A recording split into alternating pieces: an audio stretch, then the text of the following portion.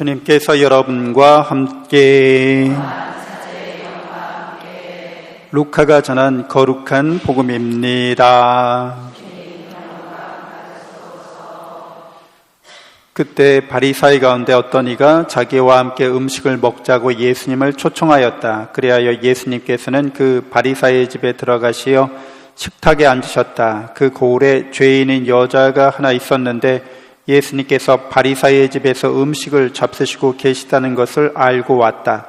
그 여자는 향유가 든 옥합을 들고서 예수님의 뒤쪽 발치에 서서 울며 눈물로 그분의 발을 적시기 시작하더니 자기의 머리카락으로 닦고 나서 그 발에 입을 맞추고 향유를 부어 발라드렸다.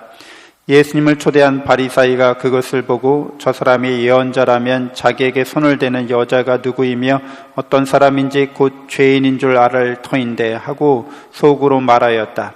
그때 예수님께서 말씀하셨다. 시몬아, 너에게 할 말이 있다. 시몬이 스승님 말씀하십시오 하였다. 어떤 채권자에게 채무자가 둘이 있었다. 한 사람은 500데나리온을 빚지고 다른 사람은 50데나리온을 빚졌다. 둘 다 갚을 길이 없었으므로 채권자는 그들에게 빚을 탕감해 주었다. 그러면 그들 가운데 누가 그 채권자를 더 사랑하겠느냐? 시몬이 더 많이 탕감받은 사람이라고 생각합니다 하고 대답하자 예수님께서 옳게 판단하였다 하고 말씀하셨다. 그리고 그 여자를 돌아보시며 시몬에게 이르셨다. 이 여자를 보아라. 내가 네 집에 들어왔을 때 너는 나에게 발 씻을 물도 주지 않았다. 그러나 이 여자는 눈물로 내 발을 적시고 자기의 머리카락으로 닦아주었다. 너는 나에게 입을 맞추지 않았지만 이 여자는 내가 들어왔을 때부터 줄곧 내 발에 입을 맞추었다. 너는 내 머리에 기름을 부어 발라주지 않았다. 그러나 이 여자는 내 발에 향유를 부어 발라주었다. 그러므로 내가 너에게 말한다. 이 여자는 그 많은 죄를 용서받았다. 그래서 큰 사랑을 드러낸 것이다. 그러나 적게 용서받은 사람은 적게 사랑한다. 그러고 나서 예수님께서는 그 여자에게 말씀하셨다. 너는 죄를 용서받았다. 그러자 식탁에 함께 앉아있던 이들이 속으로 저 사람이 누구에게 죄까지 용서해 주는가 하고 말하였다. 그러나 예수님께서는 그 여자에게 이르셨다. 내 믿음이 너를 구원하였다. 평안히 가거라. 주님의 말씀입니다.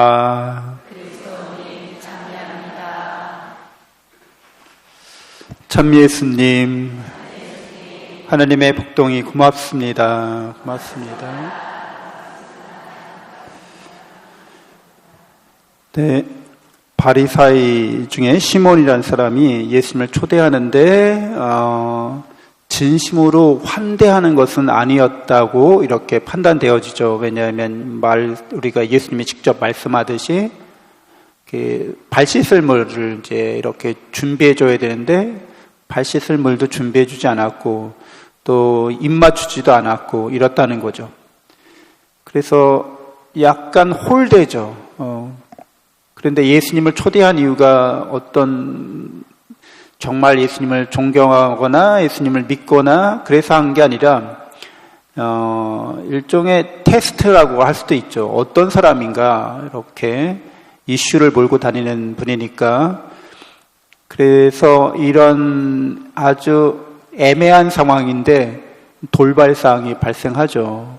그 동네에 평판이 나쁜 죄인인 여자가 예수님께 와서 이런 회개에 지극한 사랑을 보여주는 이런 모습을 보이는 겁니다. 예수님을 환대하고 예수님을 영접하는 거죠. 자기 자신을 지극히 낮추어서 겸손하게 이렇게 예수님을 영접하고 있습니다. 그리고 자기가 가진 모든 것을 다 이렇게 내어놓는 거죠.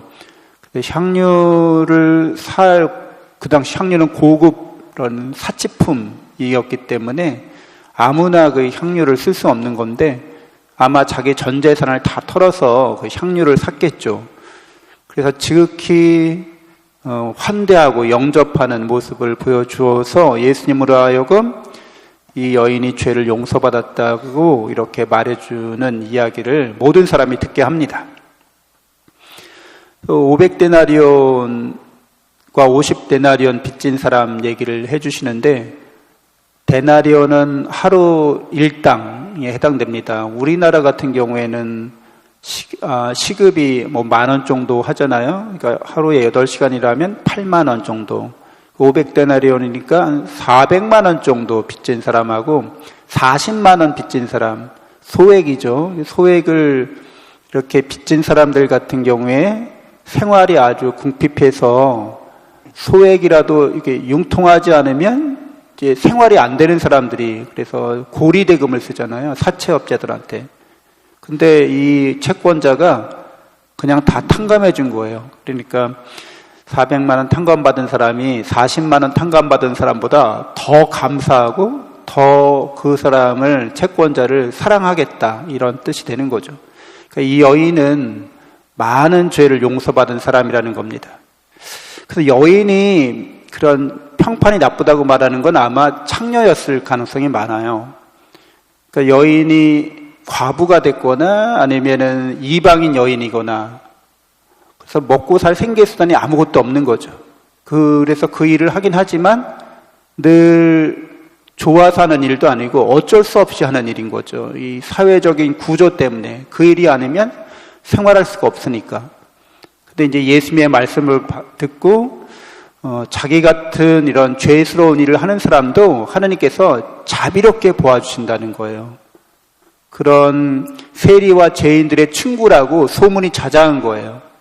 그러니까 어쩔 수 없이 사회적인 구조 때문에 그 일을 할 수밖에 없는 사람들, 절망하거나 자포자기하는 경우가 많은데, 이 여인은 늘 자기 자신이 하는 일에 대해서 성찰하고 있었던 거죠. 그리고 자기 자신이 어쩔 수 없이 이런 일을 하고 있지만 자기는 이런 일로부터 벗어나고 싶은 거죠. 근데 마땅한 사회적으로 이렇게 자기가 어떤 희망이 보이지 않는 거죠. 정말 어떻게 보면 나락에 떨어진 사람, 인생 막장을 사는 사람인 거죠. 근데 여러분, 인생의 나락이나 막장에 떨어진 사람들 중에는 이제 될 대로 되라, 이런 사람들이 대부분 많아요. 그러니까 이미 뭐 이렇게 비가 올 때 좀 젖으면 막 뛰는데 다 젖으면 안 뛰잖아요. 나 인생 망했어. 그러니까 그냥 막 살 거야, 이제부터.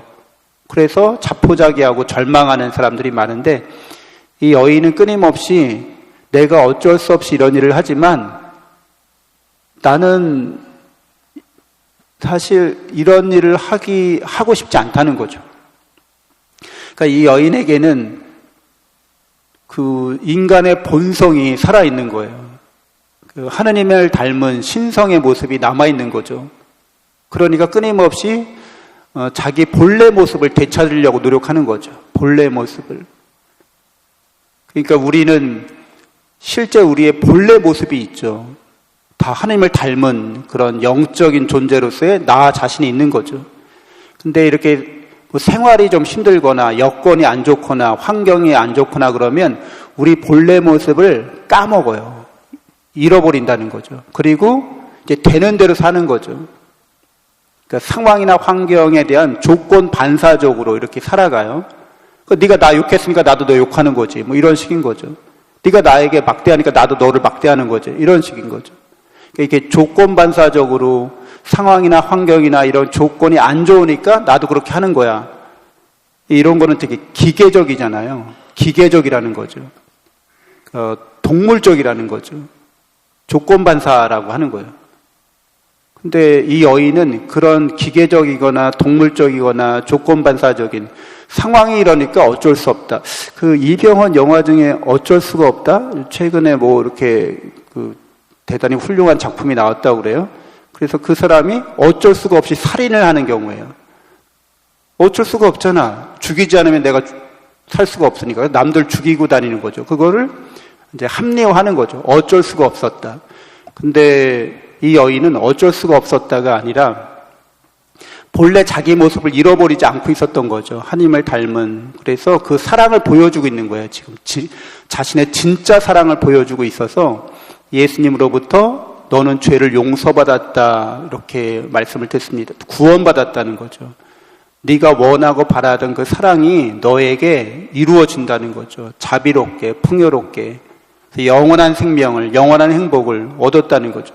비록 그 여인이 그 일에서 벗어나지 못했다 할지라도 그건 별로 중요한 게 아닌 거죠. 그가 끊임없이 사랑으로 그 여인이 그런 일을 할 수밖에 없는 사정이 있었을 수도 있잖아요. 가난한 가족을 부양하기 위해서든지. 그래서 그런 일을 벗어났건 안 벗어났건 부차적인 문제고, 그가 보여준 그 사랑으로 자기의 삶을 포기하지 않고 살아가는 것이 그게 구원의 길이 되고, 또 그 여인은 희망을 안고서 예수님의 제자로서 이렇게 살아가는 모습을 우리는 확신할 수 있게 됩니다. 우리들도 여건이나 상황이나 환경이 안 좋을 때 사실은 좀 우리가 진짜 모습이 드러나기보다도 조건반사적으로 드러날 수 있죠. 근데 이제 진심이라는 말을 쓰는데, 그 진심이라는 말이 우리가 진노할 때 이렇게 그 진짜를 쓰기도 하는데, 화가 나서 진노할 진짜 이렇게 보면은 눈이 진짜가 됐다는 거예요. 그러니까 화난 그게 진심이라고 말하고 있는 거죠. 이렇게 사회적으로 세상적으로 봤을 때는. 근데 그건 진심이 아니라 우리의 본래 진심은 하느님의 사랑의 자비의 눈길인 거죠.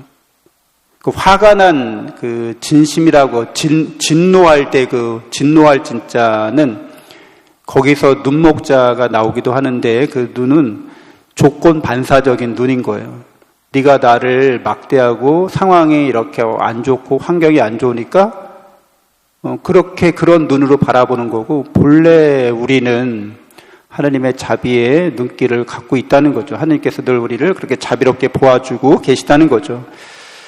우리들도 늘 우리의 본래 마음을 예수님을 통해서 늘 자비롭게 죄를 용서받는 구원의 은총을 받은 사람으로서 나 자신을 이렇게 포기하거나 절망하지 않고, 또 다른 사람들도 그렇게 자비롭게 대하는 하느님의 자녀들이 되어야겠습니다. 잠시 묵상하겠습니다.